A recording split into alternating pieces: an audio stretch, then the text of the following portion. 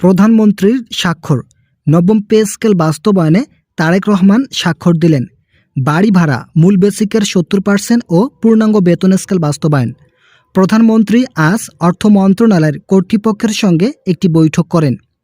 বৈঠকে পে কমিশনের রিপোর্ট স্বাক্ষর প্রদান করেন। এই স্বাক্ষরে সরকারি চাকরিজীবীদের বেতন বৃদ্ধির বিষয়গুলো স্পষ্টভাবে তুলে ধরা হয়। পে কমিশনের একাধিক সূত্র নিশ্চিত করেছেন, প্রধানমন্ত্রী তারেক রহমান যখন স্বাক্ষর করেন তখন তিনি এখানে বেশ কিছু বিষয় সংশোধন করার তাগিদ দেন। তিনি বলেন, মূল বেসিক সর্বনিম্ন 20,000 টাকা নির্ধারণ করা হবে, এটা যৌক্তিক একটি সিদ্ধান্ত, কিন্তু গ্রেড সংখ্যা অবশ্যই পরিবর্তন করা প্রয়োজন। সর্বশেষ 2015 সালের 8ম বেতন স্কেলে গ্রেড সংখ্যা যদি এখন পর্যন্ত বহাল রাখা হয়, তাহলে সরকারি চাকরিজীবীরা সাবলীলভাবে উন্নয়নের শিখরে পৌঁছাতে সক্ষম হবে না। তাই তাদের বেতন বৃদ্ধি করার পাশাপাশি গ্রেড সংখ্যা পরিবর্তন যথাযথভাবে কার্যকর করতে হবে। কতটি গ্রেড রাখা হলে সরকারি চাকরিজীবীদের মাঝে বৈষম্য থাকবে না, এই বিষয়ে যখন সাংবাদিকরা প্রশ্ন করেন তখন তিনি বলেন, আমরা এই বিষয়টি নিয়ে এখন পর্যন্ত পর্যালোচনাধীন অবস্থায় রয়েছি। পে কমিশন ও অর্থ মন্ত্রণালয়কে নির্দেশ দেওয়া হয়েছে বিষয়টি খতিয়ে দেখার জন্য। বিশেষ করে পে কমিশনের চেয়ারম্যান জাকির আহমেদ খানকে স্পষ্ট ভাষায় বার্তা দেওয়া হয়েছে, যেভাবেই হোক আগামী ঈদের আগেই সকল কার্যক্রম সম্পন্ন করতে হবে। কর্মচারীরা ইতিমধ্যেই যা আলটিমেটাম দিয়েছেন, এই আলটিমেটাম প্রবল আকার ধারণ করবে আগামী 28 মার্চ। তাই আলটিমেটামের আগেই গেজেট প্রকাশ করার মাধ্যমে সিদ্ধান্ত মোতাবেক সরকারি চাকরিজীবীদের গতিপথ ফিরিয়ে আনা হবে। আপনারা অবশ্যই চ্যানেলটি সাবস্ক্রাইব করে ভিডিওটি কন্টিনিউ করুন। পে কমিশন ও অর্থ মন্ত্রণালয় বলেন, আমাদের প্রধানমন্ত্রী বিশেষ কিছু বিষয় সংশোধন করার জন্য মতামত দিয়েছেন।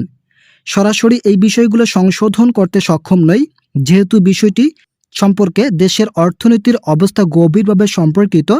তাই এই বিষয়গুলো পর্যালোচনা করতে হলে অবশ্যই বিভিন্ন অর্থনীতিবিদ ও রাজনৈতিক ব্যক্তিবর্গের সঙ্গে বৈঠক করা প্রয়োজন।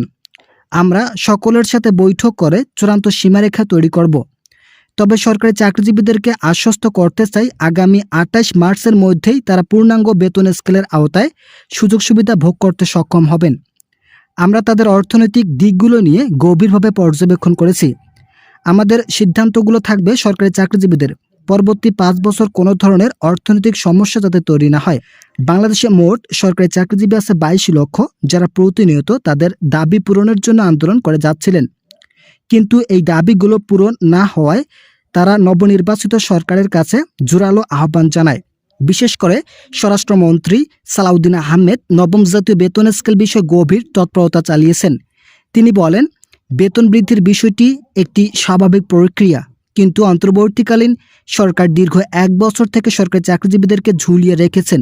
এই বিষয়টি সরকারি চাকরিজীবীদের মাঝে ব্যাপক উত্তেজনাকর পরিস্থিতি তৈরি হয়, যার ফলে তারা নবনির্বাচিত সরকারের আমলে আলটিমেটাম সহ বিভিন্ন কর্মসূচির ডাক দিয়েছেন। কিন্তু কর্মসূচি সরকারি চাকরিজীবীদের বেতন বৃদ্ধিতে খুব একটা সহায়কপূর্ণ হবে না, কেননা বেতন বৃদ্ধির জন্য যে প্রক্রিয়াগুলো অবলম্বন করা প্রয়োজন সেগুলো ধাপে ধাপে বাস্তবায়ন করা হবে, যার ফলে সরকারি চাকরিজীবীদেরকে আন্দোলন থেকে বিরত রাখার পরামর্শ দিয়েছেন তিনি। তার সিদ্ধান্ত মোতাবেক আমরা সকল কাজ বাস্তবায়ন করতে যাচ্ছি, কিন্তু অবশ্যই সেগুলো ধাপে ধাপে বাস্তবায়ন করা হবে। আপনারা অবশ্যই চ্যানেলটি সাবস্ক্রাইব করে ভিডিওটি কন্টিনিউ করুন। মূল বেসিক সর্বনিম্ন কত টাকা বৃদ্ধি করা হবে, এছাড়াও নতুন 2টি সুখবর দিয়েছেন পে কমিশন। মূল বেসিক সর্বনিম্ন 20,000 টাকা বহাল থাকবে। মোট কথা, পে কমিশন ইতিমধ্যেই যে রিপোর্ট উপস্থাপন করেছেন সেই রিপোর্ট অনুযায়ী মূল বেসিক সংযুক্ত করা হবে, এখানে কোনো পরিবর্তন করা হবে না। এছাড়াও যারা ঊর্ধ্বতন কর্মকর্তা আছেন তাদের ক্ষেত্রে বিষয়টা পরিবর্তন আনা হয়েছে। পূর্বের রিপোর্টে মূল বেসিক সর্বনিম্ন 1,60,000 টাকা নির্ধারণ করা ছিল, কিন্তু এটা যদি কার্যকর করা হয় তাহলে কর্মকর্তা ও কর্মচারীদের মাঝে ব্যাপক ব্যবধান সৃষ্টি হবে।